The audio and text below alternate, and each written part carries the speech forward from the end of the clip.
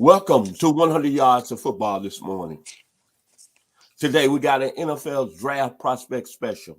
Today we're going to highlight Cameron Thomas, defensive end, San Diego State. So if you like the video this morning, please come in and share it. I'm your host, Vincent Turner. And joining me as always every week to talk about these great players that's going to be going into the 2022 NFL Draft is my man. He's special. He's a guy who knows all about the prospects. He was the scout under Bill Belichick and Bill Parcells, two of the best that done it. Some people consider Bill Parcells the best coach ever. This gentleman right here knows the player from inside out, dissecting, knowing his weaknesses, knows his strengths. And he's coming live to us from Key West, Florida. And he has a book that's on Amazon right now. It's Whatever It Takes. And I tell you this, as I put it up to the screen, please go out and get the book. It's a story that you wouldn't believe of this young man keeping his dream going alive. My man, Key West, Florida, one of the best vacation spots in the world. My man, I know him as DK, Mr. Daniel Kelly. How you doing, sir? Hey, I'm doing well, Mr. Turner. How are you today? Hey, I'm doing great, man. Doing great. Can't complain. If I did, wouldn't nobody listen. But I'm glad I'm here to talk about Cameron Thomas, defensive end, San Diego State. One more time before we get started, Daniel, if you like the video, please come in and share it, and we'll surely appreciate it here at 100 Yards for Bob. So, Mr. Kelly, tell us what you like about Cameron Thomas, defensive end, San Diego State. Absolutely. Well, thank you for the great introduction. As always, Mr. Turner, it's great to be on the show, and I like a lot about Cameron Thomas, defensive end, San Diego State. As you look at him there on your screen, 6'5", 270, nice, lengthy, rangy frame. You can see in your picture there. He's got a strong frame, athletic frame, good size, long, muscular arms. Now, when I talk about, when I unpack a player, I'm always held accountable to the game film I watch, which kind of separates me from most draft analysts in the country. I feel it's very important to be accountable to the game film and not just shoot from the hip. So with that said, 2021 game film, I looked at Cameron Thomas against San Jose State, Utah State, and UTSA in the Frisco Bowl. They like to move him around a lot. I'm going to talk, as always, like I'm in an NFL war room when it comes my turn to talk. So here's how I would unpack the report. They like to move around a lot. He's a versatile guy. He lined up in every spot along the defensive line. They do like to flop him back and forth like Bosa in San Francisco, left side, right side, left side, right side. They like to move around and try to draw mismatches. And so they do that with him quite a bit. One word that would describe Cameron Thomas is relentless. Thomas put on a clinic versus San Jose State. It's very, very rare. If anyone's watched our show long enough, people know I'm extremely hard, probably the hardest grader in the National Football League on these players. And I couldn't find one negative thing to write down my notes when Thomas played San Jose State, and that is rare. He had a great game against them. He had another good game against Utah State. Not nearly as impressive versus UTSA in the Frisco Bowl. More on that in a second. But as a scout, I do look. It's important to look at the level of competition. It factors into the equation. It's another piece of the puzzle. And the level of competition that Thomas played against was on the low side. How did Thomas play? Well, this guy, as you probably can tell by my energy, my voice inflection, this guy excited me. And not many people do. Not many players do excite me. He plays like the game is important to him. That was a big critical factor of Bill Parcells when I worked with the Jets. Is football important to him? The answer is yes. He was a breath of fresh air compared to a lot of these height, weight guys we've talked about in previous shows who don't show a love, don't show a passion for the game, and are often overvalued as a result. This guy is not just a guy that can run around orange cones and drills. This guy excited me. He's a force to be reckoned with. He's got that look. He's a combination of power, athleticism, desire. He has excellent techniques, and he stuns people with his hands at the point of attack. It's like his hands are stun guns. This guy has a very high motor. He's just a really good-looking football player overall. Some names have popped in my head. Another part of the NFL scouting process, scouts love to talk about NFL comparables. Names have popped into my mind. I don't manufacture this stuff. I just write it down as it comes to my mind with my 40 years of watching the game. The names that came to mind were Keith Millard, Steve Emtman, Joe Smenji from the Jacksonville Jaguars, Mike McCreary, Baltimore Ravens, and Jared Allen. He's got a little Jared Allen in him as well. And so when I look at him as a player, most of the time he lines up with his hand down in the dirt. A couple times I saw him standing up, coming off the edge. This guy, the positives far outweigh the negatives. This guy has excellent at the point of attack with the pass rush. Like I said, he has stun guns, his hands. He can pop. He can provide some jolt at the point of attack. He's able to get movement. He's a lean, athletic guy who's very physically strong. He gets movement into the pocket. He's a pocket wrecker. He's a gap shooter. He showed a nice pass rush arsenal. He showed a spin move. He's got a lightning fast swim move. He can stunt. He can game. He can move around the defensive line. He can get pressure. He's got a strong want. I mean, a lot of these guys are height weight guys, and they could care less. They're just there to collect a check or because they couldn't run track. This guy shows that he wants to play football. He shows it consistently. Very important. Highlight that one. He draws a lot of double teams. He looked like a man amongst boys on film, which is a great sign at the college level. And he has a close into the pocket. He has a quick close into the quarterback. He's got a burst into the pocket, which is also a great sign. As far as negatives are concerned, I really didn't have any specific negatives, which is rare for me, that really stood out as a tendency. I mean, obviously he gets neutralized sometimes like they all do. They don't win every play. He's not explosive in his hips is probably the biggest one. At the point of attack, he's more strong than explosive at the point. He sometimes he maybe lacks top shelf speed off the perimeter to just purely win through the back door. This guy needs to win with strength and power. And I would like to see him get even stronger. I didn't feel like he was a dominant bull rusher, but he was able to get enough movement to create a disturbance. And with the run, this guy's strong against the run too. Complete defensive end. He's strong towards moving towards the ball. He wants it. Again, it's very important. The game is won or lost from the neck up. This guy wants it. He wants to be involved in the run game. He showed he can come off blocks, disengage. He was productive against the run. He can crash down from his defensive end spot and get involved. He wants to be involved. Some of the negatives, again, sometimes he gets neutralized. Sometimes he gets lost in traffic into trash.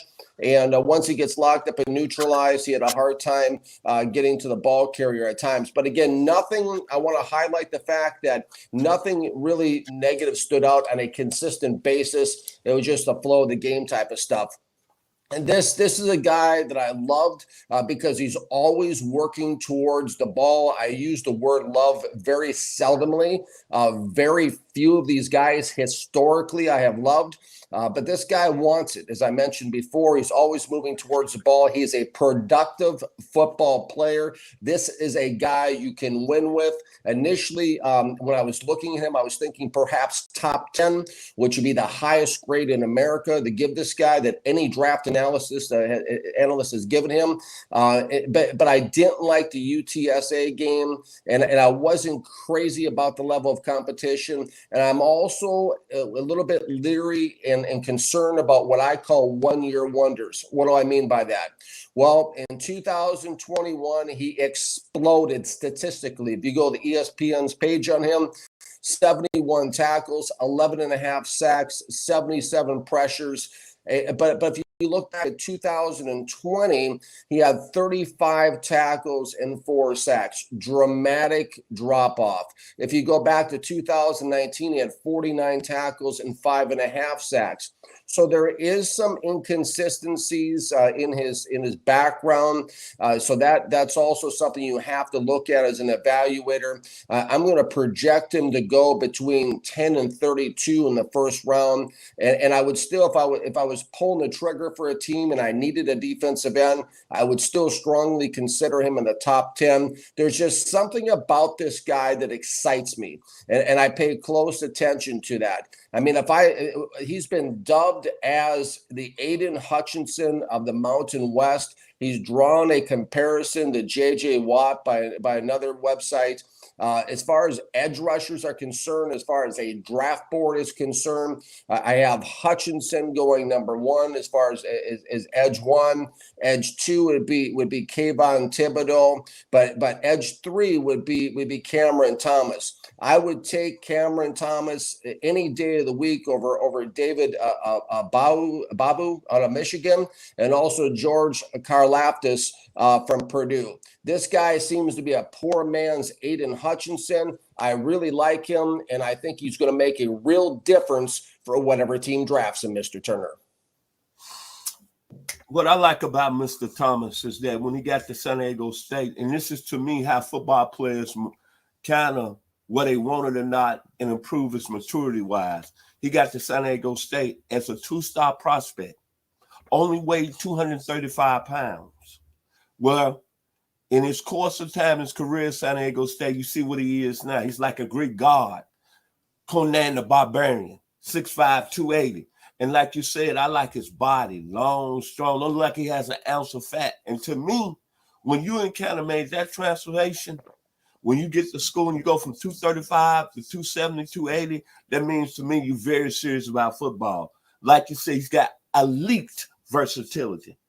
He's got certain moves, but what I like about him, he's a guy that doesn't waste no time coming off their edge. Like he's always pushing guys back. In his game, it's a little bit, as you said, like J.J. Watt. But, you know, when I was at the University of Arkansas from 78-82, he reminds me of Ron Farouk. Excellent football player. Another guy reminds me, he's almost a carbon copy. You can go look at the film on him.